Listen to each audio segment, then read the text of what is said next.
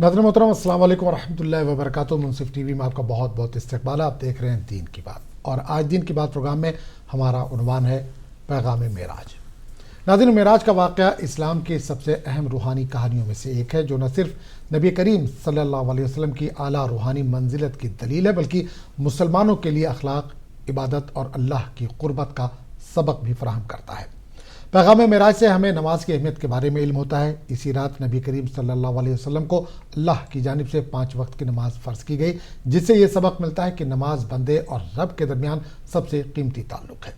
इस सफ़र में नबी करीम सल्लल्लाहु अलैहि वसल्लम ने सब्र, तक़वा और अल्लाह की रज़ा के लिए हर मुश्किल का सामना किया, जो हमारे रोज़मर्रा के चैलेंजेस के लिए भी रहनुमाई फराहम करता है। मेराज से हमें सबक मिलता है कि नेक अमाल, अखलाक और अदल व इंसाफ हर मुसलमान की ज़िंदगी का लाजमी हिस्सा होना चाहिए। मेराज का पैगाम सिर्फ जिस्मानी नहीं बल्कि रूहानी क़ुर्बत का है, जो हमें नमाज, दुआ और ज़िक्र के ज़रिए अल्लाह के करीब ले जाता है। आज के प्रोग्राम में हम न सिर्फ मेराज की हकीकत और उसके रूहानी पैगाम को समझेंगे, बल्कि अपने रोज़मर्रा के अमल में इसे कैसे नाफिज किया जा सकता है, इसकी रहनुमाई भी हासिल करेंगे। और इस अहम मौजू पर बात करने के लिए हमारे साथ मौजूद हैं मुफ्ती वाहिद अली साहब। मुफ्ती साहब, बहुत बहुत इस्तकबाल आपका। अस्सलाम वालेकुम वरहमतुल्लाहि वबरकातुहू। तो मुफ्ती वाहिद अली साहब अगले 1 घंटे तक हमारे साथ मौजूद रहेंगे। पैगाम मेराज आज का ये हमारा उन्वान है। इस ताल्लुक़ से अगर आपके जहन में कोई भी सवाल है तो बिला झिझक आप कॉल कर सकते हैं। इसके अलावा भी अगर आप कोई सवाल करना चाहते हैं, कुरान और सुन्नत की रोशनी में उसका हल चाहते हैं, तो भी आप कॉल कर सकते हैं। नंबर लगातार टीवी स्क्रीन पर मौजूद है। नंबर नोट करके आप सवालात के साथ तैयार रहिए। थोड़ी देर में इंशाल्लाह कॉलर्स को शामिल करेंगे। आगे बढ़ने से पहले एक चीज़ और बता दें कि जब भी कॉल करें, जब आप सवाल करें, बराए करम टीवी सेट से थोड़ा सा दूर होकर बात करें, या टीवी की आवाज़ जो है उस वक्त थोड़ा सा कम कर दें, ताकि जो भी आप सवाल कर रहे हो बेहतर ढंग से हम तक पहुंच सके और मुफ्ती साहब फिर उसका जवाब दे सके। अगर टीवी का भी आवाज़ तेज़ रहता है और आप भी बात करते हैं, फिर हमारी आवाज़ भी उसमें इको करती है, तो फिर वो आपका सवाल बेहतर ढंग से हम तक नहीं पहुंच सकता, तो जिसकी वजह से जवाब देना थोड़ा सा मुश्किल होता है, दुश्वार होता है। तो इसलिए बराए करम जब भी आप कॉल करें, टीवी से थोड़ा सा दूर होकर बात करें। जब आपका सवाल मुकम्मल हो जाए, जवाब सुनने के लिए आप टीवी के पास जाकर अपना मुकम्मल जवाब सुन सकते हैं। अगर किसी वजह से आपने अपना जवाब नहीं सुना है तो ये यूट्यूब पर लाइव भी नशर होता है। आप यूट्यूब पर जाकर मुनसिफ टीवी का जो यूट्यूब चैनल है वहाँ पर जाकर दोबारा आप सुन सकते हैं। जो भी आपको बताया गया उसको नोट कर सकते हैं। बहरहाल मुफ्ती साहब, आज का उन्वान हमारा है पैगाम मेराज, तो इस पर एक मुख्तसर बयान, उसके बाद इंशाल्लाह कॉलर्स को शामिल करेंगे। बिस्मिल्लाहिर्रहमानिर्रहीम। अल्हम्दुलिल्लाहि रब्बिल आलमीन वस्सलातु वस्सलामु अला सय्यिदिल अंबिया व अशरफिल मुरसलीन व अला आलिहि व सहबिहि अजमाइन। मेराज हुज़ूर अकरम सल्लल्लाहु अलैहि वसल्लम के मौजिज़ात में एक अज़ीम मौजिज़ा है। अल्लाह ताला ने 27वीं रात रजब की हुज़ूर सल्लल्लाहु अलैहि वसल्लम को मक्का मुकर्रमा से बैतुल मुक़द्दस तक का सफ़र करवाया। फिर बैतुल मुक़द्दस से पहले आसमान पर, फिर 7 आसमान तक, और सिदरतुल मुंतहा के आगे अर्श अज़ीम तक, और वहाँ तक जहाँ तक अल्लाह ताला चाहता था सैर करवाया। अपने दीदारे पुर अनवार से मुशर्रफ़ फरमाया, और अल्लाह और उसके रसूल सल्लल्लाहु अलैहि वसल्लम के दरमियान राज़ो नियाज़ की गुफ्तगू हुई। अल्लाह ताला ने उम्मत पर नमाज़ें भी फ़र्ज़ फरमाईं और मुख्तलिफ़ क़िस्म के अहकामात अता फ़रमाए। तो ये सारा वाक़या रजब की 27वीं रात में होता है, और इसका ज़िक्र अल्लाह ताला ने कुरान करीम में सूरे बनी इसराइल की पहली आयत करीमा में और सूरे वन्नज्म की इब्तदाई कई आयात मुबारका में ज़िक्र किया है। अहादीस शरीफ़ा में बुखारी व मुस्लिम से लेकर हदीस की तकरीबन हर किताब में इसकी तफसीलात मिलती हैं। अहादीस शरीफ़ा ख़बर वाहिद और अखबार मशहूरा के दर्जे में हैं, और कुछ ऐसी हैं कि उसके बारे में तफसील से गुफ्तगू की जा सकती है। तो ये सारा वाक़या हुज़ूर सल्लल्लाहु अलैहि वसल्लम के मौजिज़े के तौर पर पेश आया, और उम्मत के लिए भी बड़ी रहनुमाइयाँ इसके अंदर मौजूद हैं।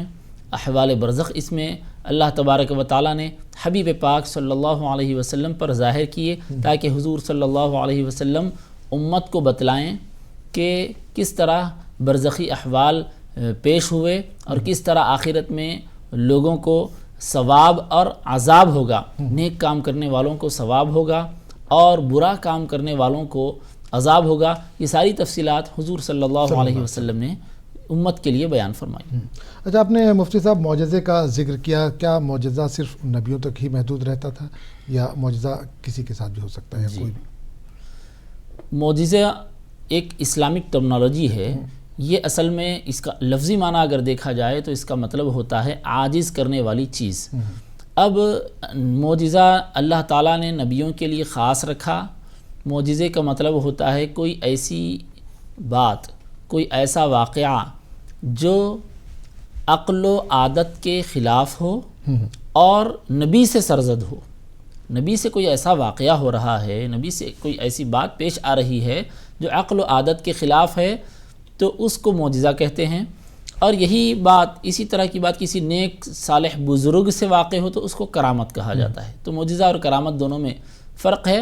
عوامی انداز میں معجزہ کسی بھی بالکل ریئرسٹ جو واقعہ ہوتا ہے اس کو معجزہ بولتے ہیں. لیکن یہ اللہ کی قدرت کا کرشمہ اس کو بولا جا سکتا ہے یا کوئی اور نام اس کو دیا جا سکتا ہے. لیکن معجزہ جو ہے وہ انبیاء سے تعلق رکھتا ہے، جس طرح کرامت کا تعلق اولیاء کرام سے ہوتا ہے. ناظرین، پیغام معراج آج کا یہ ہمارا عنوان ہے. اگر اس تعلق سے آپ کے ذہن میں کوئی بھی سوال ہے، معراج کے واقعے کے تعلق سے کوئی بھی سوال کرنا چاہ رہے ہیں تو آپ بلا جھجک کال کر سکتے ہیں. مفتی صاحب لگاتار ہمارے ساتھ موجود ہے. کالر ہمارے ساتھ جڑ گئے، ان سے بات کریں گے. جی السلام علیکم.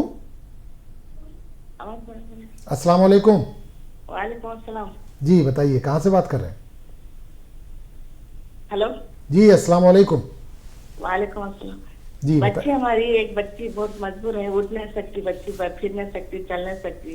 کیا عمر ہے؟ 12-14 سال کی ہے بچی. کیا ڈاکٹر وغیرہ کو دکھایا؟ کیا پرابلم ہے؟ دکھایا ڈاکٹر کو، ٹھیک ہے، نہ کھانا کھا، ہاتھ منہ کو جاتا نہیں، ضرورت وہ منہ دھلانا، ہاتھ دھلانا. تو بچی ایسی ہے پیدائش سے، بڑی ہو رہی مگر کھلانا پلانا ہفتہ 620 کرنا پڑتا. پیدائشی ہے؟ پیدائشی پرابلم ہے یہ؟ ہاں. جی جی. اور کچھ بتانا چاہ رہی ہیں؟ یہ چاہیے بچے کی تکلیف ہے بول کے آپ کو سنایا تھا. چلیے ٹھیک ہے، انشاءاللہ جو بھی اس کے لیے ہوگا مفتی صاحب سے کہیں گے، بتائیں گے. مفتی صاحب انہوں نے بتایا کہ 14 سال کی بچی ہے، پیدائشی کچھ مجبور ہے، معذوری ہے، تو دقت زیادہ ہے، پریشانی زیادہ ہے. تو کیا کچھ دعا وغیرہ کوئی بتا سکتے ہیں کہ جس سے تھوڑا سا افاقہ ہو ان کو؟ جی، اگر وہ بچی پڑھ سکتی ہے تو بچی کو پڑھنے کے لیے بتائیں، ورنہ پھر والدین بچی کی صحت کے لیے یہ دعا پڑھ سکتے ہیں. اللہم عافنی فی بدنی وعافنی فی سمعی وبصری. اللہم عافنی فی بدنی وعافنی فی سمعی وبصری. اس طرح دعا پڑھتے رہیں. شروع اور آخر میں جب بھی پڑھ رہے ہیں 3 مرتبہ درود شریف پڑھ لیں اور یہ دعا کا سلسلہ جاری رکھیں. اور اگر اس میں کچھ صحت ہو جاتی ہے تو بہت اللہ کی جانب سے فضل اور انعام ہے، ورنہ آپ یہ سمجھیں کہ یہ اللہ کی جانب سے ایک آزمائش ہے. اور بچی کی خدمت کرنا والدین کی ذمہ داری ہے. بچی کی پرورش جس طرح ذمہ داری ہوتی ہے، بچی کے اوپر اس طرح کے کوئی مصیبت آئی ہے اور پیدائشی طور پر ہو یا پیدائش کے بعد ہو، اس سلسلے میں والدین کے لیے بڑی آزمائش اور امتحان کا موقع ہوتا ہے. آپ ہمت نہ ہاریں اور بچی کی پرورش کا سلسلہ بہتر طریقے سے جاری رکھیں. اللہ تعالیٰ آپ کو جزائے خیر عطا فرمائے اور بہتر پرورش کرنے اور بچی کے لیے صحت یابی کی اللہ تبارک و تعالیٰ صحت یابی کا انتظام فرمائے. آمین آمین. ایک اور کالر ہمارے ساتھ جڑ گئے، ان سے بات کریں گے. جی السلام علیکم. کرناٹک سے بات کر رہا ہوں صاحب. جی. ہمارا ایک بچہ ہے 10 سال کا، اسکول بھی نہیں پڑھ رہا، اور اسکول کو جانے والا تو بھگ بھگ کے جا رہا ہے. اس کا کیا مطلب ہے؟ اور ہمارے گھر میں میاں بیوی جو جھگڑا لڑ رہے ہیں میٹنگ کرتے، اس کا کیا تو بھی بتا دیجیے. ایک سوال آپ نے تو بچے کو کیا، 10 سال کا اسکول نہیں جا رہا ہے. ہاں اسکول نہیں جا رہا. دوسرا سوال، جو اس کا من نہیں کر رہا، اس کا اسکول جانے کا من نہیں کرتا وہ. جی جی ٹھیک ہے. دوسرا سوال کیا تھا؟ جو دوسرا سوال ہے، اور جو میاں بیوی جو 4 دن لڑتے ملتے ہیں، اپنے مائکے گھر سے چلے نہیں جا رہے ہیں، اور دوسرے جا کو ہم یہ دوسری جگہ کر کو کھائیں گے، وہ کو نہیں کہتے ہیں کہ مائکے گھر میں رہنے کے چاہ رہے ہیں، چکر میں کر رہے ہیں. یہ سوال. ٹھیک ہے, چلیے بہت بہت شکریہ. تو مفتی صاحب بھائی کا کال ہے, 10 سال کا بچہ ہے, اسکول جانے کو تیار نہیں ہے, تو کس طرح سے کوشش کریں؟ حالانکہ بچہ بھی چھوٹا ہے, 10 سال کا ہے, کوشش کر سکتے ہیں والدین, لیکن پھر بھی 10 سال کے بچے کو اسکول جانے کے لیے گھر میں ماحول بنایا جانا چاہیے. کہ کس طرح ماحول بنائیں گے؟ بچے کو پڑھائی کی طرف توجہ دلائی جائے. خود والد والدہ جب بھی موقع ہو بچے کے ساتھ کتابیں لے کر بیٹھ جائیں. والد کچھ لکھیں, بچہ دیکھ کر اس کو نقل کرے گا. والدہ لکھیں, پڑھائیں, بچہ سن کر اس کو پڑھنے لگے گا. بچوں کا معاملہ یہ ہوتا ہے کہ والدین جو کرتے ہیں بچے بھی وہی کرنا چاہتے ہیں. تو بچوں کے ساتھ تھوڑا سا وقت لگائیں, اپنے آپ کو بچوں کے ساتھ مصروف کریں, اور گھر میں اس طرح کا ماحول پیدا کریں کہ بچہ اسکول جانے کے لیے تیار ہو جائے. اس کے ساتھ ساتھ آپ بچے کو سمجھا سکتے ہیں, گفتگو کر سکتے ہیں, اسکول جانے کے فائدے بتلا سکتے ہیں. تو بچے کے ذہن سے بات کی جانی چاہیے. ایک دم بچے پر اگر سوار ہو جائیں گے, پریشر جو ڈالتے ہیں, پریشر ڈالیں والدین کو میرے خیال سے یہ بھی جاننے کی کوشش کرنی چاہیے کہ بچہ کوئی سبجیکٹ ایسا ہوتا ہے میتھس ہے, انگلش ہے, تیلگو ہے, یا کوئی بھی اس طرح کا سبجیکٹ ہے جس سے وہ بھاگ رہا ہو, تو کوشش کر کے اسکول بدل کے دیکھیں کہ جہاں پہ ماحول تھوڑا سا الگ ہو, سبجیکٹ الگ ہو, جس میں اس کو انٹرسٹ ہو. یہ بھی کوشش کر سکتے ہیں. جی بالکل.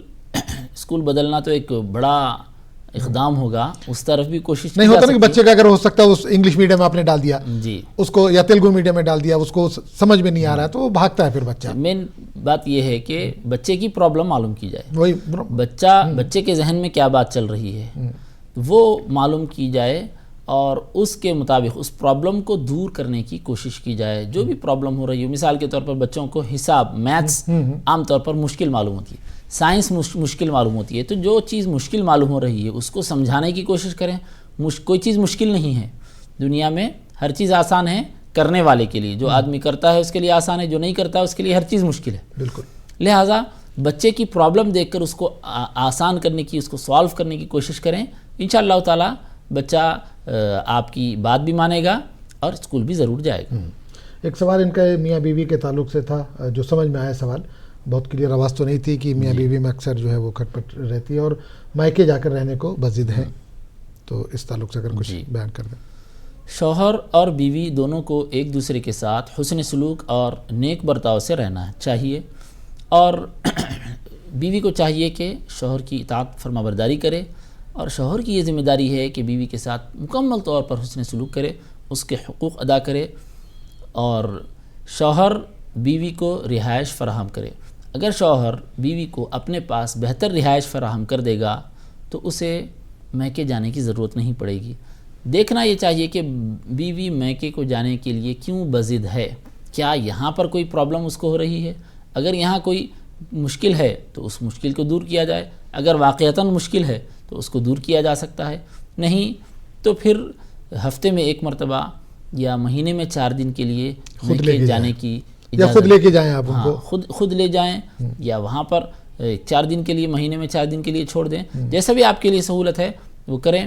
صبح میں جا کر شام تک آپ ساتھ رہ رہے ہیں, پھر واپس لا رہے ہیں, حسب سہولت یہ کیا کریں. لیکن میکے جانے سے مکمل طور پر منع بھی نہیں کیا جا سکتا, اور پورے طور پر میکے میں چھوڑنے کی ضد بھی بیوی کی جانب سے نہیں کی جانی چاہیے. چلیے ایک اور کالر ہمارے ساتھ جڑ کے ان سے بات کریں گے. جی السلام علیکم. سر السلام علیکم. سر وعلیکم السلام. جی سر, امام جعفر صادق کی دعوت بولے تو سر ان کے بھی گھر میں موت ہو رہی تھی, تو سر انہوں کھانے جانے 40 دن ہونے کر کے انتظار کرتے ہیں, تو سر وہ کتنے دن عدت رہتی سر اس کی؟ ٹھیک ہے, چلیے کھانے جاتے نہیں. مجھ سوال سمجھ میں آیا آپ کو کچھ؟ امام جعفر صادق کی دعوت ہے, کسی کے گھر میں موت ہوئی تو 40 دن وہ کھانے کو نہیں جاتے, پھر اس طرح کا, تو اس طرح کا کچھ سوال ہے ان کا. جی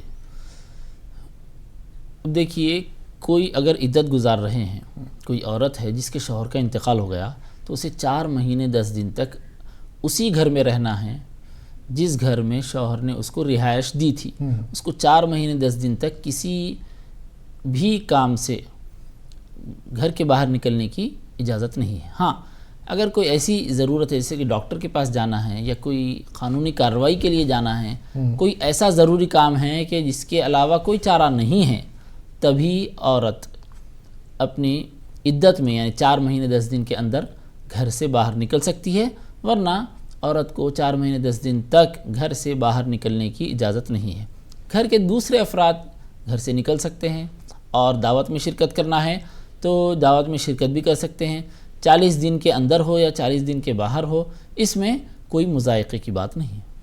ان کا غالباً سوال وہی تھا کہ ہوتا ہے نا کسی کے گھر میں موت ہو گئی ہے تو 40 دن وہ لوگ پھر کسی دعوت وغیرہ میں شریک نہیں ہوتے، تو کیا اس میں شریک ہو سکتے ہیں یا نہیں ہو سکتے ہیں؟ بالکل، 40 دن ہو یا 40 دن کے اندر ہو یا باہر ہو، کسی دعوت میں شریک ہونے میں کوئی مضائقہ نہیں ہے۔ بات یہاں پر 2 طرح کی ہے، ایک یہ ہے کہ عام لوگ ہیں بیوی کے علاوہ دوسرے رشتہ دار ہیں، ان کے لیے 3 دن تک سوگ ہے، 3 دن کے بعد سوگ ختم ہو جاتا ہے، لہٰذا وہ 3 دن کے بعد اپنے کسی دعوت میں بھی جا سکتے ہیں یا کہیں اور جانا چاہتے ہیں تو ان کو جانے کی اجازت ہے۔ صرف بیوی کے جہاں لیے تک بیوی کی بات ہے، بیوی کے لیے 4 مہینے 10 دن، نہ صرف 40 دن بلکہ 4 مہینے 10 دن تک اس کو سوگ منانا ہے، پھر 4 مہینے 10 دن کی عدت ختم ہو جانے کے بعد اس پر سے یہ پابندی ختم ہو جاتی ہے۔ تو ناظرین، پیغام معراج آج کا یہ ہمارا عنوان ہے۔ اگر آپ کے ذہن میں بھی کوئی سوال ہے تو بلا جھجک آپ کال کر سکتے ہیں۔ مفتی واحد علی صاحب لگاتار ہمارے ساتھ موجود ہے جو آپ کے سوالوں کے جواب دے رہے ہیں۔ اس سے ہٹ کے بھی اگر آپ کے ذہن میں کوئی سوال ہے تو بھی آپ کال کر سکتے ہیں۔ ٹی وی اسکرین پر لگاتار نمبر موجود ہے، نمبر نوٹ کر کے آپ سوالات کے ساتھ تیار رہیے، تھوڑی دیر میں دوبارہ انشاءاللہ کالرز کو شامل کریں گے۔ مفتی صاحب، ایک سوال ہے کہ معراج کے واقعے کی اصل حقیقت کیا ہے؟ کیا یہ صرف جسمانی سفر تھا یا روحانی سفر تھا؟ جی، معراج کے واقعے کا یہ جو سفر ہے، یہ سفر معراج جسمانی روحانی دونوں طرح کا تھا، جس کا ذکر قرآن کریم کی اس آیت مبارکہ میں، سورہ بنی اسرائیل کی پہلی آیت مبارکہ میں ہمیں ملتا ہے۔ سبحان الذی اسری بعبدہ، اللہ تعالیٰ نے یہ فرمایا کہ پاک ہے وہ ذات جس نے اپنے بندے خاص کو سیر کرائی۔ تو اللہ تعالیٰ نے یہاں پر بندے کا لفظ استعمال فرمایا۔ عبد جو عربی زبان میں لفظ ہے وہ عین با دال، یعنی عبد، عبد کا معنی ہوتا ہے بندہ۔ تو بندہ کس کو کہتے ہیں؟ تو مفسرین نے اس آیت کریمہ کی تفسیر میں، تشریح میں یہ لکھا ہے کہ بندہ صرف روح کا نام نہیں ہے، نہ صرف جسم کا نام ہے، بلکہ بندہ روح اور جسم دونوں کے مجموعے کا نام ہے۔ لہٰذا اللہ تعالیٰ نے جب یہ فرمایا سبحان الذی اسری بعبدہ، پاک ہے وہ ذات جس نے اپنے بندے خاص کو، اپنے خاص بندے کو سیر کرائی، تو اس لفظ عبد سے، اس آیت کریمہ سے یہ پتہ چلتا ہے کہ یہ سفر روحانی جسمانی دونوں حیثیتوں کو گھیرے ہوئے تھا، نہ صرف روحانی تھا نہ صرف جسمانی تھا۔ نہیں، اکثر جگہوں پہ یہ ذکر ملتا ہے کہ یہ جو وقفہ تھا معراج کا بہت مختصر تھا، جی، کہ لحاف گرم تھا، حضور صلی اللہ علیہ وسلم جا کے آئے تب تک لحاف گرم تھا، کنڈی ہل رہی تھی، یہ بھی ذکر ملتا ہے۔ تو کیونکہ وقفہ جو بہت مختصر ہے، تو اس کو لے کر لوگوں کے ذہن میں یہ سوال آتا ہے کہ یہ جسمانی تھا کہ روحانی تھا؟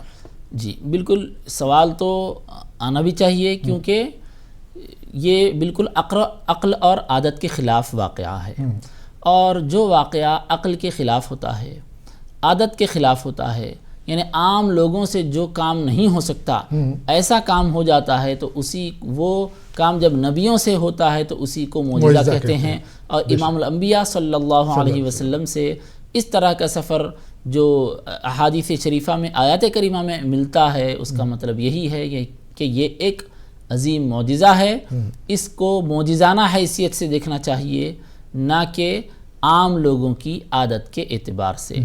تو جس طرح دوسرے معجزات جو عادت کے خلاف ہیں تو ثابت ہونے کی وجہ سے ہم مانتے ہیں، اسی طرح یہ بھی قرآن و حدیث سے ثابت ہے، تو ثابت ہونے کی وجہ سے ہمیں تسلیم کرنا ہے، اور معجزہ تو ہوتا ہی ہے عادت کے خلاف۔ لہٰذا اس میں نبی سے جو معجزہ صادر، جو ایسا عادت کے خلاف امر صادر ہو، واقعہ ہو، تو اس کو معجزہ کہا جاتا ہے۔ تو معجزے میں اس طرح کی بات تو ہوتی ہے۔ پھر احادیث شریفہ اس میں موجود ہیں، روایتیں بڑی تعداد میں ہم کو ملتی ہیں کہ سفر، اور اللہ تعالیٰ نے قرآن کریم میں بھی اس کی جانب اشارہ فرمایا کہ اللہ نے سبحان الذی اسری بعبدہ کے بعد لیلن کا لفظ استعمال فرمایا۔ اسرا کے معنی ہے رات میں سیر کرانا، تو اللہ نے ابتدا میں یہ فرمایا کہ پاک ہے وہ ذات جس نے اپنے بندے کو رات میں سیر کرائی، اسرا رات میں سیر کرائی، یہ رات کا ذکر پیچھے ہو گیا، پھر آگے اللہ تعالیٰ لیلن فرماتا ہے رات میں۔ تو ایک بار جب رات میں سیر کرانے کا ذکر آ گیا تو پھر سے رات بولنے کا کیا مطلب ہے، تو اس کی تفسیر کرتے ہوئے مفسرین یہ لکھتے ہیں کہ دوسری مرتبہ جو رات کا ذکر آیا ہے تنوین کے ساتھ، 2 زبر ہیں اس پر، لیلن 2 زبر کے ساتھ، تو 2 زبر کا مطلب یہ ہوتا ہے کہ رات کے کچھ حصے میں یہ پورا واقعہ ہو گیا، پوری رات نہیں بلکہ رات کے تھوڑے سے حصے میں، کچھ حصے میں یہ سارے واقعات ہو چکے ہیں۔ اشارہ قرآن کریم کی اس آیت کریمہ میں ہم کو مل جاتا ہے، احادیث شریفہ میں مزید تفصیل آئی۔ اچھا، شروعات جو معراج کا سفر ہوا ہے، حضور پاک صلی اللہ علیہ وسلم نے معراج کیا، تو کہاں سے شروعات اس کی کہاں سے ہوئی؟ یہ کیونکہ اس وقت تک کیا آپ مکہ میں تھے یا مدینہ میں تھے؟ جی، لیکن یہ سننے میں آیا کہ بیت المقدس سے شاید روانہ ہوئے تھے، جی، تو وہاں پر کیسے گئے؟ کیا کچھ اس کی تاریخ ملتی ہے؟ ذکر اس کی تفصیل احادیث شریفہ میں بڑی تفصیل اس کی ملتی ہے کہ حضور صلی اللہ علیہ وسلم مکہ مکرمہ میں موجود تھے، کیونکہ یہ ہجرت سے پہلے کا واقعہ ہے، تو حضور مکہ مکرمہ میں تھے اور حرم شریف میں حضور آرام فرما رہے تھے۔ حضرت جبریل علیہ السلام حضور صلی اللہ علیہ وسلم کی خدمت میں حاضر ہوتے ہیں اور ایسا ذکر کرتے ہیں کہ اللہ تعالیٰ نے آپ کو معراج کے سفر کے لیے یاد فرمایا ہے، پھر براق آپ کی خدمت میں پیش کیا جاتا ہے، سواری براق پیش کیا جاتا ہے، اور اس سے پہلے حضور صلی اللہ علیہ وسلم کے قلب مبارک کو غسل دیا جاتا ہے، اس کی بڑی تفصیل ہے، زمزم کے پانی سے، اور اس میں ایمان اور حکمت کے خزانے جو جنت سے حضرت جبریل علیہ السلام لے آئے تھے وہ بھر دیے جاتے ہیں۔ اس کے بعد براق پر حضور صلی اللہ علیہ وسلم سوار ہوتے ہیں، مکہ مکرمہ سے، حرم مکی سے بیت المقدس تک حضور صلی اللہ علیہ وسلم نے براق پر سفر کیا، اور پھر بیت المقدس پہنچنے کے بعد وہاں آپ نے انبیاء کرام کی امامت فرمائی، اور اس کے بعد وہاں ایک جلسہ منعقد ہوا جس کا ذکر احادیث شریفہ میں آتا ہے۔ بیت المقدس سے آسمانوں کا سفر شروع ہوتا ہے، یعنی زمینی سفر مکہ مکرمہ سے بیت المقدس تک رہا، اور آسمانی سفر بیت المقدس سے شروع ہوتا ہے۔ تو ناظرین، پیغام معراج آج کا یہ ہمارا عنوان ہے۔ اگر آپ کے ذہن میں بھی کوئی سوال ہے تو بلا جھجک آپ کال کر سکتے ہیں۔ مفتی واحد صاحب ہمارے ساتھ موجود ہیں جو لگاتار آپ کے سوالوں کے جواب دے رہے ہیں۔ مفتی صاحب، معراج کے تعلق سے ہم بات کر رہے ہیں، اللہ تعالیٰ سے جو ملاقات ہوئی اس کا کس طرح سے بیان آیا ہے قرآن و حدیث میں، کس طرح سے ذکر کیا ہے؟ کیا روبرو ملاقات ہوئی، یا ہوتا نا کہ اللہ کا تصور ہم ایک روشنی سے یا ایک چمک سے کرتے ہیں، تو کیا روبرو ملاقات ہوئی یا صرف ایک روشن وہاں پر کچھ روشنی وغیرہ نظر آئی، اس طرح سے بات ہوئی؟ اس سلسلے میں دیکھیے قرآن کریم میں بھی اور احادیث شریفہ میں بھی تفصیلات ملتی ہیں۔ سورہ والنجم کی ابتدائی آیتوں میں اللہ تعالیٰ فرماتا ہے لَقَدْ رَأَىٰ مِنْ آیَاتِ رَبِّهِ الْكُبْرَىٰ، یقیناً نبی صلی اللہ علیہ وسلم نے اپنے رب کی بڑی نشانی دیکھی۔ نشانیاں تو حضور نے بہت دیکھی، جنت دیکھی، دوزخ دیکھی، 7 آسمان دیکھے، اور بہت ساری تفصیلات ملتی ہیں، لیکن اس آیت میں کیا ہے کہ اپنے رب کی سب سے بڑی نشانی دیکھی۔ اب سب سے بڑی نشانی کیا ہے؟ سب سے بڑی نشانی ظاہر ہے اللہ کا دیدار ہے۔ تو اس آیت کریمہ کی تفسیر کرتے ہوئے مفسرین یہی لکھتے ہیں کہ سب سے بڑی نشانی کا مطلب اللہ تبارک و تعالیٰ کا دیدار ہے، یعنی اللہ تعالیٰ کو حضور صلی اللہ علیہ وسلم نے بے حجاب دیکھا، بے محابہ دیکھا۔ اور اس کے علاوہ بخاری شریف میں ہے کہ حضور صلی اللہ علیہ وسلم کے اللہ تعالیٰ قریب ہوا اور حضور صلی اللہ علیہ وسلم اللہ کے قریب ہوئے۔ اس کے علاوہ مسند احمد میں، مسند امام احمد بن حنبل میں یہ روایت موجود ہے کہ حضور اکرم صلی اللہ علیہ وسلم نے آپ سے جب سوال کیا گیا کہ کیا آپ نے اپنے پروردگار کو دیکھا ہے، تو حضور صلی اللہ علیہ وسلم نے ارشاد فرمایا رأیت ربی تبارک و تعالی، میں نے اپنے رب تبارک و تعالی کا دیدار کیا۔ اسی طرح صحیح مسلم شریف میں اور جامع ترمذی میں بھی حدیث پاک موجود ہے کہ جب حضور صلی اللہ علیہ وسلم سے دیدار الہی کے بارے میں دریافت کیا گیا تو آپ نے فرمایا نور انی اراہ، یقیناً اللہ کی ذات نور ہے اور میں اس کا دیدار کرتا رہتا ہوں۔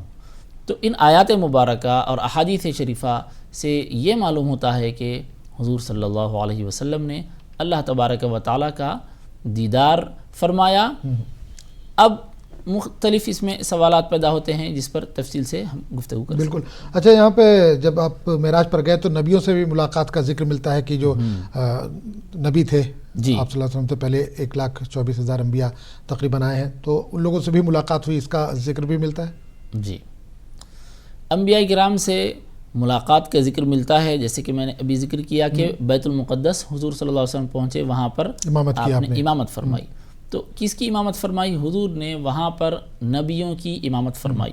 سارے انبیاء کرام وہاں پر موجود تھے، سارے نبی سارے رسول وہاں پر موجود تھے، اور جبریل علیہ السلام نے اقامت کہی، حضور صلی اللہ علیہ وسلم نے تمام انبیاء کی امامت کی. سارے انبیاء حضرت آدم علیہ السلام سے لے کر حضرت عیسیٰ علیہ السلام تک سارے کے سارے انبیاء کرام علیہم السلام حضور صلی اللہ علیہ وسلم کی اقتداء میں نماز ادا فرمائیں. ایک کالر ہمارے ساتھ جڑ گئے، ان سے بات کریں گے. جی السلام علیکم. وعلیکم السلام. جی کہاں سے بات کر رہے ہیں؟ میرا نام زہرا ہے. جی مجھے ایک سوال کرنی ہے. ہاں کریے. صلاۃ الحاجت کی نماز پڑھنے کا طریقہ میں کیا پڑھنا ہے ذرا معلوم کرانا، بہت شکریہ ہوگا آپ کا. چلیے ٹھیک ہے، بالکل انشاءاللہ. سلام. جی بہت بہت شکریہ آپ نے کال کیا. ایک اور کالر ہمارے ساتھ جڑے، ان سے بھی بات کر لیں گے. جی السلام علیکم. وعلیکم السلام ورحمۃ اللہ وبرکاتہ. السلام علیکم. وعلیکم السلام ورحمۃ اللہ وبرکاتہ. جی بتائیے. جی آپ لوگ خیریت سے ہیں؟ بالکل الحمدللہ خیریت سے ہیں. جی مفتی صاحب ٹھیک ہے نا؟ بالکل مفتی صاحب بھی سن رہے ہیں آپ کو. ٹھیک ہے، خیریت سے ہیں. جی مفتی صاحب سے میری 3 سوال ہے. مفتی صاحب پہلا سوال یہ ہے، جب ہم نماز میں رہیں اور یا میں درود شریف پڑھتی رہی، اس ٹائم اگر آپ صلی اللہ علیہ وسلم کا نام آئے تو کیا میں صلی اللہ علیہ وسلم پڑھ سکتی ہوں یہ الفاظ چھوڑ کے، یا پھر میں جس حالات میں ہوں اسی حالت میں رہوں؟ اور دوسرا سوال یہ ہے مفتی صاحب، اگر ہم کوئی بات کہہ دیتے ہیں جیسے رنجش والا کہ وہ دل سے جلدی نکلتا نہیں ہے، میں اس کے لیے کیا کروں؟ بہت ٹینشن ہوتا رہتا ہے، غم ہوتا رہتا ہے، ہمارے دل میں بہت دکھ ہوتا رہتا ہے. یہ دوسرا والا سوال ایک بار پھر سے کریے. یہ دوسرا سوال یہ ہے، جب ہمیں کوئی بات کہہ دیتے ہیں رنجش والا تو ہم کی بات دل سے نکلتا نہیں جلدی، کتنا دن تک نماز میں بھی یاد آ جاتا ہے، قرآن کریم پڑھوں تو بھی یاد آ جاتا ہے. مفتی صاحب سے کہیے کہ ہم کیا کروں کہ ہماری بات بھول جائے، ہمارا دل صاف ہو جائے بالکل. ٹھیک ہے. اور تیسرا سوال یہ ہے مفتی صاحب کہ لا الہ الا اللہ کا ذکر کے بعد درود شریف پڑھنا ہے یا درود شریف کا ذکر پہلے کرنا، پھر لا الہ الا اللہ فجر کی نماز کے بعد، اس کے بعد استغفار، یہ تینوں ذکر کا یہ بتا دیجیے کہ پہلے کون سی ذکر کرنا؟ ٹھیک ہے. تو واحد علی صاحب لگاتار ہمارے ساتھ موجود ہے جو آپ کے سوالوں کے جواب دے رہے ہیں. اگر آپ کے ذہن میں بھی کوئی سوال ہے تو بلا جھجک آپ کال کر سکتے ہیں، جو آج کا ہمارا عنوان ہے اس تعلق سے بھی پوچھ سکتے ہیں. اس کے علاوہ بھی اگر آپ کے ذہن میں کوئی سوال ہے تو بھی آپ کال کر سکتے ہیں. نمبر لگاتار ٹی وی اسکرین پر موجود ہے. مفتی صاحب بریک پہ جانے سے پہلے بہن نے کال کیا تھا، صلاۃ حاجت کے تعلق سے جاننا چاہ رہی تھی. جی. تو کیسے پڑھیں، کیا طریقہ ہو سکتا ہے، نیت کیسے کریں؟ جی صلاۃ الحاجت 2 رکعت نفل کی نیت سے پڑھنا ہے. صلاۃ الحاجت کی نیت کریں اس میں کہ میں 2 رکعت صلاۃ الحاجت پڑھتی ہوں واسطے اللہ تعالیٰ کے، رخ میرا کعبہ شریف کی طرف. اس طرح آپ نیت کر لیں. جس طرح 2 رکعت سنت یا 2 رکعت نفل کوئی بھی 2 رکعت نماز پڑھتی ہیں، اسی طرح آپ 2 رکعت نماز پڑھ لیں، اور اس میں صورتیں آپ جو سہولت رکھتی ہیں وہ صورتیں پڑھ لیں. اگر سورہ کافرون، سورہ اخلاص یاد ہے تو پہلی رکعت میں سورہ کافرون اور دوسری رکعت میں سورہ اخلاص پڑھ لیں، یا پھر جو بھی صورتیں آپ کو یاد ہیں جس میں سہولت آپ کو ہے پڑھنے میں، وہ 2 صورتوں کی تلاوت ایک کے بعد ایک دونوں رکعتوں میں آپ کر سکتی ہیں.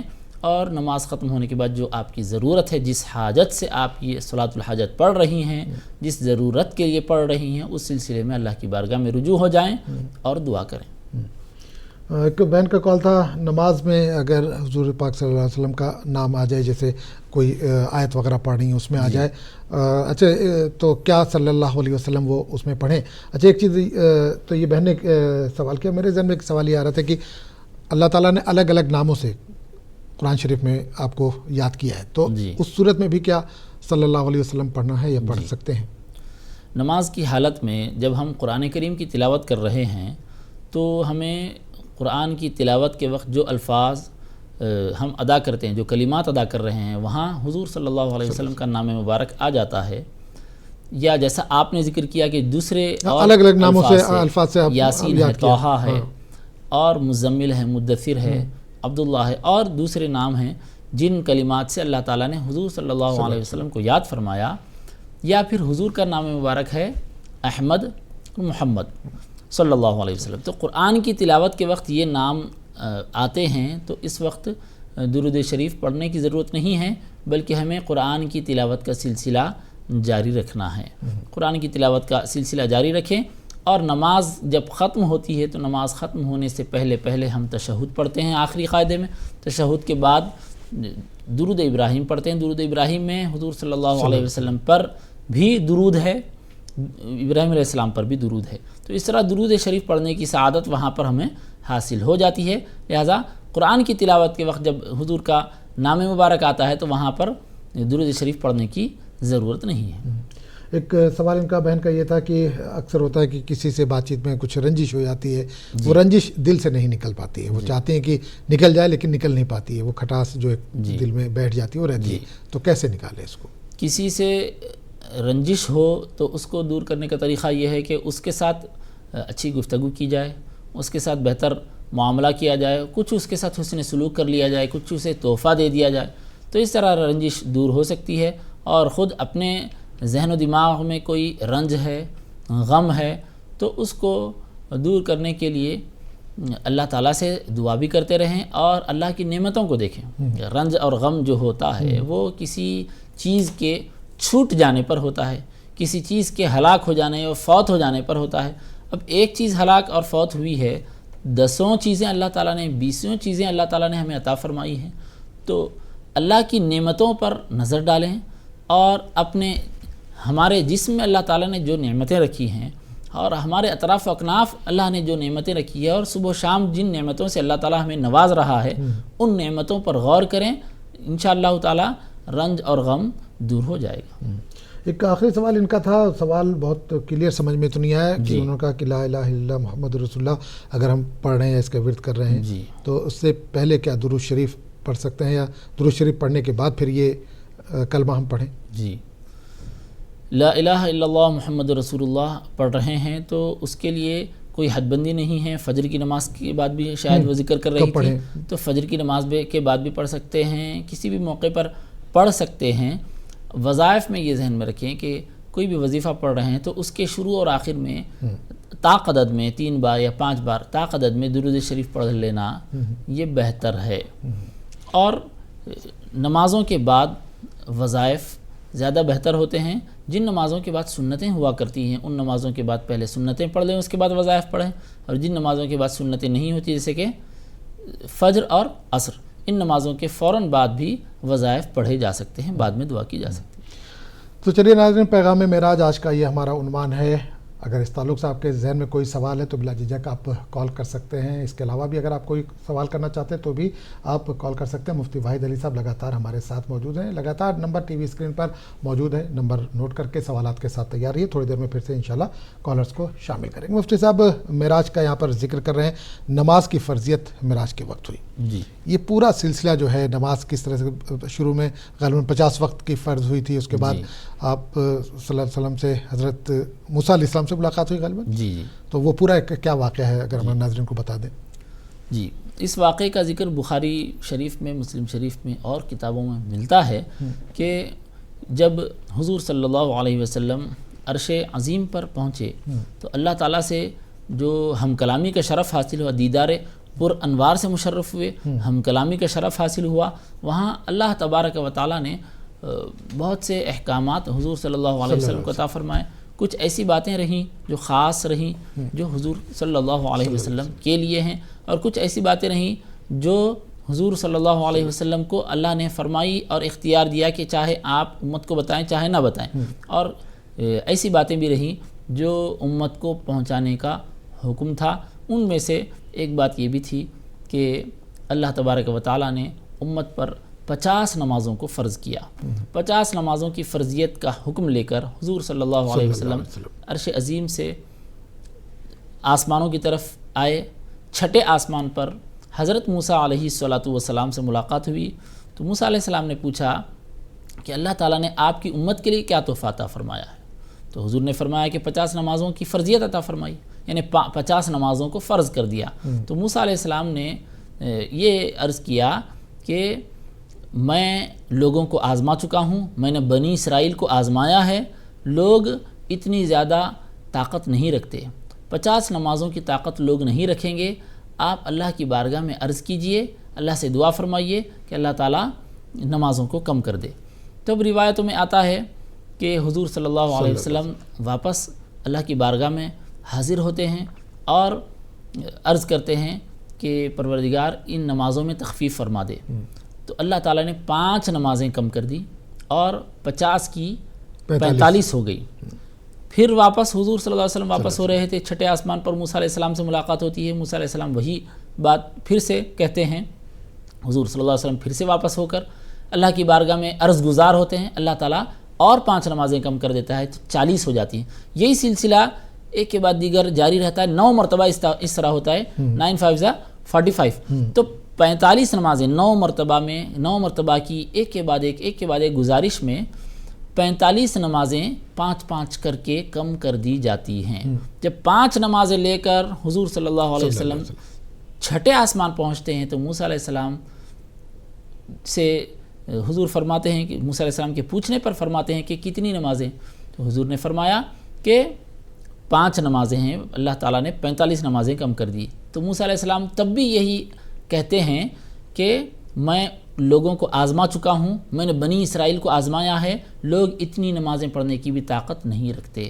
تو حضور صلی اللہ علیہ وسلم نے اس وقت حضرت موسیٰ علیہ السلام سے فرمایا کہ مجھے اپنے رب سے اب حیا آتی ہے، یعنی 50 سے 5 ہو گئی اور اس سے بھی کم کرنے سے میں حیا کرتا ہوں۔ پھر حضور صلی اللہ علیہ وسلم مزید گزارش نہیں کیے اور 5 نمازوں کی فرضیت کا تحفہ لے کر حضور صلی اللہ علیہ وسلم تشریف لائے، اور اللہ تعالیٰ یہ فرماتا ہے کہ ہمارے پاس بات میں تبدیلی نہیں ہوتی، ہم نے 50 نمازیں فرض کی تھیں تو وہ 50 بھی ہیں 5 بھی ہیں، یعنی عمل کرنے میں 5 ہیں، لیکن فرضیت میں تو 5 ہیں لیکن ثواب میں 50۔ اللہ اکبر۔ اچھا، ایک سوال یہ بھی ہے کہ نماز کتنی اہم ہے ہمارے لیے، خاص کر مسلمانوں کے لیے کتنی اہم ہے کہ باقی فرضیت تو زمین پہ ہوئی ہے لیکن نماز کے لیے جو فرضیت ہوئی وہ آسمان پر ہوئی ہے۔ اللہ تعالیٰ نے آپ کو وہاں پر بلایا اور وہاں پر نماز فرض کی، روزہ ہے، زکوٰۃ ہے، حج ہے، یہ سب زمین پر فرض ہوئی، لیکن نماز کے لیے آپ نے وہاں کا سفر کیا۔ بالکل، سارے احکام کی جن چیزوں کی فرضیت نازل ہوئی ہے وہ سارے زمین پر ہی ہوئی ہے، لیکن نماز ایک ایسی عظیم عبادت ہے کہ اس کی فرضیت کا تعلق آسمان سے ہے، اس کی فرضیت کا تعلق عرش عظیم سے ہے، عرش عظیم پر نمازوں کی فرضیت نازل ہوتی ہے، لہٰذا اس میں بڑی شان ہے۔ اور جس طرح عرش عظیم پر نمازوں کی فرضیت ہوئی، آسمانوں پر بلندیوں پر نمازوں کی فرضیت ہوئی، جو بندہ نماز پڑھے گا اس کی شان بھی ایسے ہی بلند ہو جائے گی، وہ بھی بلند شان والا، بلند مقام والا بن جائے گا۔ اور حضور صلی اللہ علیہ وسلم نے یہ بھی ارشاد فرمایا کہ الصلاۃ معراج المؤمنین، نماز مومنین کی معراج ہے۔ جس طرح حضور صلی اللہ علیہ وسلم کو اس رجب کی 27ویں رات میں معراج میں اللہ تبارک و تعالیٰ نے عظیم عظیم نعمتوں سے نوازا ہے، اسی طرح بندہ جب اللہ کی عبادت کرتا رہے گا، نماز میں رہے گا، تو جب تک وہ نماز میں ہے تب تک اس کی بڑی شان ہے۔ کیسے ہے؟ حضور صلی اللہ علیہ وسلم نے ارشاد فرمایا کہ بندہ جب اللہ کی بارگاہ میں نماز میں کھڑا ہو کر اس کے کلام کی تلاوت کرتا ہے، کأنما یناجی ربہ، گویا وہ اپنے پروردگار سے مناجات کر رہا ہوتا ہے، اللہ تعالیٰ سے گفتگو کا، اللہ تعالیٰ سے ہم کلامی کا اسے شرف حاصل ہوتا ہے۔ تو اللہ تعالیٰ سے گفتگو کا شرف حاصل ہونا، اللہ سے مناجات کا موقع ملنا، یہ تو بہت بڑی بات ہے۔ تو اس طرح نماز مومنین کے لیے معراج ہے۔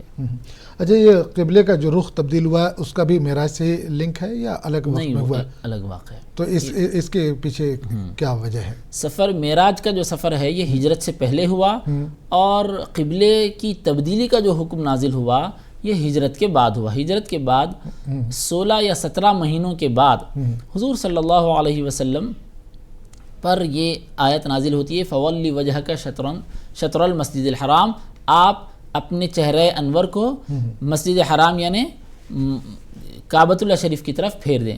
واقعہ یہ ہے کہ جب تک حضور صلی اللہ علیہ وسلم مکہ مکرمہ میں رہے تو کعبۃ اللہ شریف کے پاس آپ نماز ادا فرماتے تھے، اور کعبے میں کیا ہے جس طرف سے بھی ٹھہر چاروں جائیں طرف سے سامنے نظر آئے گا. تو حضور صلی اللہ علیہ وسلم ایسے رخ پر کھڑے ہو کر نماز ادا فرماتے کہ اس رخ پر بیت المقدس سامنے ہوتا. تو حکم تو بیت المقدس کی طرف رخ کر کے نماز پڑھنے کا تھا، اور حضور صلی اللہ علیہ وسلم کعبے کی طرف بھی رخ فرما لیتے، ایسا رخ جو بیت المقدس کی طرف ہوتا ہے. دونوں طرف تو اس طرح دونوں طرف ہو جاتا تھا. اب جب آپ نے ہجرت فرمائی تو مکہ مکرمہ میں اب موجود نہیں ہے، مدینہ طیبہ میں ہیں. تو ظاہر ہے جو طریقہ آپ نے مکہ مکرمہ میں اختیار فرمایا تھا کہ بیت المقدس کی طرف بھی رخ ہو رہا تھا، کعبۃ اللہ شریف کی طرف بھی ہو رہا تھا، اب نہیں ہو سکتا تھا، کیونکہ جغرافیائی اعتبار سے بالکل سمت بدل جاتی ہے، اپوزٹ ہے بالکل. تو ایسا معاملہ جو مکہ مکرمہ میں تھا ویسی جہت اب نہیں تھی، لہٰذا حضور صلی اللہ علیہ وسلم اللہ کے حکم کے مطابق بیت المقدس کی طرف رخ کر کے ہی ابتدائی 16 یا 17 مہینے نمازیں ادا فرماتے رہے. لیکن حضور صلی اللہ علیہ وسلم کو یہ خیال تھا اور حضور کی یہ چاہت تھی کہ کعبۃ اللہ شریف حضرت ابراہیم علیہ السلام کا قبلہ ہے، جو حضور صلی اللہ علیہ وسلم کے جد امجد ہوتے ہیں. تو ابراہیم علیہ السلام کے قبلے کی طرف رخ کر کے نماز ادا کریں، یہ حضور کی قلبی خواہش تھی. تو حضور کی خواہش کے مطابق اللہ تعالیٰ نے نماز میں عین نماز کی حالت میں آیت نازل فرمائی اور حکم فرمایا فولی وجہک شطر المسجد الحرام، آپ اپنے چہرے انور کو مسجد حرام کی طرف پھیر دیں اور اس قبلے کی طرف آپ رخ کریں، قبلتن ترضاہا، جس قبلے کو آپ چاہتے ہیں. اس طرح اللہ تعالیٰ نے سورہ بقرہ میں آیت نازل فرمائی. اچھا، نماز کی فرضیت تو معراج کے موقع پر ہوئی ہے، لیکن جب آپ حضور صلی اللہ علیہ وسلم معراج کے لیے جا رہے تھے تو جیسا کہ شروع میں بھی ذکر کیا آپ نے کہ انبیاء کی امامت کی، تو کیا نماز اس سے پہلے بھی تھی، مطلب اسلام میں تھی نماز؟ جی بالکل، اچھا سوال، گہرا سوال کیا ہے آپ نے کہ نماز کا تصور تو اسلام میں تھا.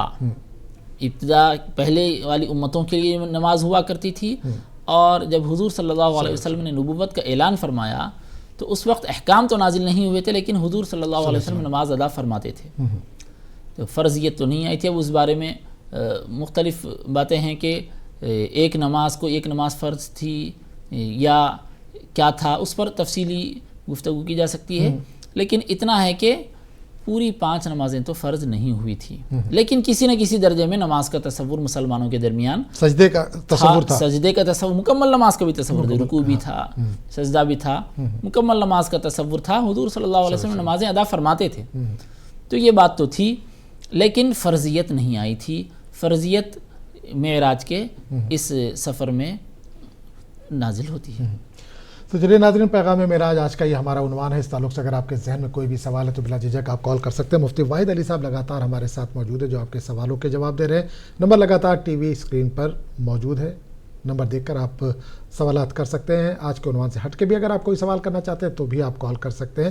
مفتی صاحب ہمارے ساتھ موجود ہے جو آپ کے سوالوں کے جواب دے رہے ہیں. مفتی صاحب، معراج کے تعلق سے ہم بات کریں، اللہ سے قربت حاصل کرنے کا کیا پیغام ملتا ہے معراج کے اس واقعے کے بعد؟ معراج کے اس واقعے میں یہ معلوم ہوتا ہے کہ اللہ کے قربت کے لیے بندے کو نماز کی پابندی کرنی چاہیے، نماز سے اپنا دل لگانا چاہیے. 5 نمازیں تو فرض ہیں، 5 نمازوں کا تو اہتمام ضروری ہے کہ کوئی مسلمان ان 5 نمازوں میں سے کسی نماز کو چھوڑ نہیں سکتا. ان نمازوں کے علاوہ سنتیں ہیں، نوافل ہیں، واجب الوتر بھی لازمی ہیں، اس کے علاوہ سنتیں، نوافل، اس کی طرف مسلمانوں کو توجہ کرنی چاہیے.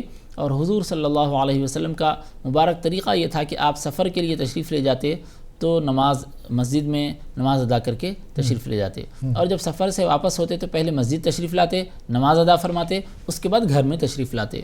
اسی طرح کوئی بات حضور صلی اللہ علیہ وسلم کے لیے فکر کی ہوتی تو حضور نماز ادا فرماتے، تیز ہوا چلتی تو حضور نماز ادا فرماتے. اس طرح بہت ساری اور باتیں ہیں، کئی ایسے واقعات ہیں، کئی ایسے موقع ہیں جس موقع پر حضور صلی اللہ علیہ وسلم نے نماز ادا فرمائی. سورج گہن، چاند گہن ایک ریئر واقعہ ہوتا ہے جو بہت کم ہوتا ہے، نظام شمسی سے ہم واقف ہیں.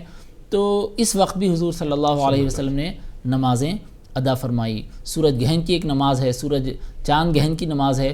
تو یعنی ہر اہم موقع پر حضور صلی اللہ علیہ وسلم نے نماز کی تعلیم دی ہے، عملی طور پر آپ نے نماز ادا فرمائی، نماز کی طرف توجہ دلائی، اور حضور نے نماز کے بارے میں یہ فرمایا کہ نماز ایک خیر موضوع ہے، یعنی ایک ایسا خیر ہے، ایک ایسی بھلائی ہے جو رکھی ہوئی ہے، جانا ہے اور وہ لے لینا ہے، کوئی رکاوٹ نہیں ہے، کوئی پیسہ خرچ کرنا نہیں ہے، کوئی مشکل نہیں ہے، نماز پڑھنا بالکل آسان ہے۔ لہٰذا ایک مسلمان کو چاہیے کہ اللہ کے قرب کو حاصل کرنے کے لیے اور اللہ کے پاس اپنے درجات کی بلندی کے لیے نماز سے اپنے آپ کو وابستہ کر دے، 5 نمازوں کے علاوہ سنت و نوافل کی طرف توجہ کرے۔ اچھا، آپ صلی اللہ علیہ وسلم معراج پر گئے تو دیگر جو انبیاء تھے، پیغمبر تھے، ان سے ملاقات کا ذکر ملتا ہے، موسیٰ علیہ السلام کا خاص کر ذکر ملتا ہے کہ نماز کے تعلق سے ہی ابھی آپ نے بتایا کہ 5 رکعت معاف کراتے رہے، اور موسیٰ علیہ السلام ان کو بتاتے رہے کہ ایک بار پھر جائیے، ایک بار پھر جائیے۔ اور دیگر انبیاء جو ہیں یا پیغمبر ہیں، ان سے کون کون تھے، ان سے ملاقات کا کچھ ذکر ملتا ہے؟ جی بالکل، مختلف انبیاء کرام سے ملاقات ہوتی رہی، جیسے کہ پہلے آسمان پر حضرت آدم علیہ السلام سے ملاقات ہوئی، چوتھے آسمان پر حضرت ادریس علیہ السلام سے ملاقات ہوئی، اور حضرت زکریہ، حضرت یحییٰ، حضرت اسماعیل، حضرت ابراہیم اور حضرت عیسیٰ، اور مختلف قسم کے انبیاء کرام سے مختلف آسمانوں پر ملاقات ہوئی۔ اور انبیاء کرام سے ملاقاتوں کا یہ جو سلسلہ ہے یہ 2 مرتبہ ہوا۔ ایک تو بیت المقدس میں سارے انبیاء کرام موجود تھے، سب سے ملاقات ہوئی، وہاں پہ ہوئی، ہاں، اجتماعی طور پر یہ ملاقات ہوئی، اور اس کے بعد ایک جلسہ بھی منعقد ہوا، اور آسمانوں پر معدود چند انبیاء کرام سے ملاقات کا ذکر ملتا ہے۔ اچھا، معراج کے پیغام کو ہم اپنی زندگی میں، عام زندگی میں کس طرح سے شامل کریں، کس طرح سے اس سے فائدہ اٹھائیں؟ جی، معراج کا پیغام 2 طرح کا ہے، ایک عمل کی اصلاح، دوسرے عقیدے کی اصلاح۔ عقیدے کی اصلاح یہ ہے کہ حضور صلی اللہ علیہ وسلم کو جو شان اللہ تعالیٰ نے عطا فرمائی ہے، اس شان کو دل سے تسلیم کر لیا جائے، دل سے مان لیا جائے، اور سمجھا جائے کہ اللہ تعالیٰ کو حضور صلی اللہ علیہ وسلم نے حضور صلی اللہ علیہ وسلم کو اللہ تعالیٰ نے یہ ساری عظیم نعمتیں عطا فرمائی ہیں، اپنے دیدار پر انوار سے مشرف فرمایا، اور ایسی عظمتیں عطا فرمائی کہ سابقہ کسی نبی کو، کسی رسول کو اللہ تعالیٰ نے وہ عظمت عطا نہیں فرمائی۔ اس طرح ہم کو عقیدے کی اصلاح کرنا ہے، یہ سمجھنا ہے۔ عمل کی اصلاح اس طرح ہے کہ برزخی احوال پر ایک طرح کی تفصیلی گفتگو ہو سکتی ہے۔ برزخی احوال میں حضور صلی اللہ علیہ وسلم نے بتلایا کہ جو لوگ نماز ادا کر رہے تھے اور اچھے کام کر رہے تھے، ان کو اجر و ثواب مل رہا ہے، اور یہ فرمایا کہ جو لوگ نماز ادا نہیں کر رہے تھے ان کے سروں کو کچلا جا رہا ہے، جو زکوٰۃ ادا نہیں کر رہے ہیں ان کو مختلف قسم کی چیزیں، کانٹے، پتھر، کنکر، انگارے کھانے کے لیے مجبور کیا جا رہا ہے۔ اس طرح کے اور بہت سارے واقعات ہیں۔ اس سے پتہ چلتا ہے کہ ہم کو اپنے عمل کی اصلاح کرنا ہے تاکہ ہماری آخرت بہتر سے بہتر۔ چلیے ایک آخری سوال لے لیتے ہیں۔ جی السلام علیکم۔ ہلو، وعلیکم السلام، خیریت سے؟ جی الحمدللہ۔ کہاں سے بات کر رہے ہیں بھائی؟ ہاں، میں کرناٹک سے بات کر رہی تھی، حسین صاحب بول کے۔ جی بتائیے۔ میرا سوال یہ تھا، سب ابھی جو کوئی سی بھی نماز پڑھتا ہوں تو نیت کا دل سے کرنا ہے کہ منہ سے بول سکتے ہیں؟ چلیے ٹھیک ہے، بالکل انشاءاللہ جواب دیا جائے گا۔ مفتی صاحب، بھائی کا سوال ہے کہ نیت نماز کی جب کریں تو دل میں ہی کریں یا منہ سے بولیں؟ دونوں چیزوں بتا دیں، اگر وہ انفرادی طور پر گھر پہ پڑھ رہے ہیں نماز یا کہیں پڑھ رہے ہیں، اور ایک جماعت کے ساتھ اگر پڑھ رہے ہیں۔ جی، نیت تو اصل میں دل کے ارادے کا نام ہے، لیکن زبان سے الفاظ ادا کرنا بہتر ہے تاکہ ذہن حاضر رہے۔ ذہن کو حاضر رکھنے کے لیے اور زبان و دل کو ایک ساتھ کرنے کے لیے زبان سے الفاظ ادا کریں، لہٰذا دل سے نیت کر لینا کافی ہے، زبان سے الفاظ ادا کرنا بہتر اور مستحب ہے۔ اب اگر آپ امام کی اقتداء میں نماز ادا کر رہے ہیں تو تابع اس امام کے الفاظ کہیں گے، اور الفاظ نہیں بھی کہے لیکن دماغ میں یہ ارادہ ہے کہ اس امام کی اقتداء میں نماز پڑھ رہا ہوں، اتنا کہہ لینا بھی، اتنا سمجھ لینا، یہ ارادہ کر لینا بھی کافی ہے۔ اور اگر امام کی اقتداء میں نماز نہیں پڑھ رہے ہیں، تنہا نماز پڑھ رہے ہیں، تو تابع اس امام کے بولنے کی ضرورت نہیں ہے، صرف یہ کہہ لیں کہ میں فلاں نماز پڑھتا ہوں، جیسے کہ فجر کی نماز پڑھ رہے ہیں، فجر کی 2 رکعت سنت پڑھ رہے ہیں، تو یہ نیت کریں گے کہ اے اللہ، میں نے 2 رکعت فجر کی سنت کا ارادہ کیا ہے، رخ میرا کعبہ شریف کی طرف ہے، واسطے اللہ تعالیٰ کے رخ میرا کعبہ شریف کی طرف، اس طرح نیت کر لیں گے۔ اب 2 رکعت فرض جماعت کے ساتھ پڑھ رہے ہیں تو تابع امام کے ان الفاظ کا اضافہ کریں۔ اچھا، ایک انسان ہے نماز کے لیے گیا، وضو کیا اس نے اور باقاعدہ جماعت میں ٹھہرا، تو ظاہر سی بات ہے یہاں پر نیت کا ذکر ہے کہ بھئی نیت اگر ہے تو اللہ تعالیٰ نیت دیکھتے ہیں. تو ظاہر سی بات ہم نے وضو کیا، مسجد گئے اور فجر کی نماز میں جماعت سے ٹھہرے، تو کیا وہاں پر نیت کرنا لازمی ہے؟ کیونکہ ظاہر سی بات ہم گئے نماز پڑھنے کے لیے، تو کیا نماز نہیں ہوگی اگر ہم نے نیت نہیں کیا تو؟ جی نیت کا مطلب ہے دل کا ارادہ. اب جب مسجد کے اندر داخل ہو رہے ہیں تو نماز کی نیت سے ہی داخل ہو رہے ہیں، تو نیت دل کے ارادے کا نام ہے. زبان سے جو الفاظ کہے جا رہے ہیں ان الفاظ کو نیت نہیں کہتے، الفاظ نیت کہتے ہیں. عوام میں یہی بات مشہور ہوتی ہے کہ اس کو نیت کرے نہ کرے مطلب زبان سے پڑھے نہ پڑھیں، لیکن یہ نیت کے الفاظ ہیں، نیت نہیں ہے. نیت تو دل میں ہوتی ہے، ہاتھ سے یا زبان سے نیت نہیں ہو سکتی، نیت دل سے ہوتی ہے اور الفاظ ہم زبان سے ادا کرتے ہیں. تو جو الفاظ زبان سے ادا کر رہے ہیں یہ الفاظ نیت ہے، کلمات نیت ہیں. دل کا ارادہ ہی اصل میں نیت ہے، دل کا ارادہ ہے تو کافی ہے، نماز ہو جائے گی. چلیے بہت بہت شکریہ مفتی صاحب، آپ ہمارے پروگرام میں آئے، ہمارے ناظرین کے سوالوں کے جواب دیے. تو ناظرین، مفتی واحد علی صاحب کو آج ہم نے مدعو کیا تھا، دعوت دی تھی جو آپ کے سوالوں کے جواب دے رہے تھے. کل انشاءاللہ کسی نئے موضوع کے ساتھ آپ کے سامنے پھر حاضر ہوں گے، تب تک کے لیے اجازت دیجیے. السلام علیکم ورحمۃ اللہ وبرکاتہ.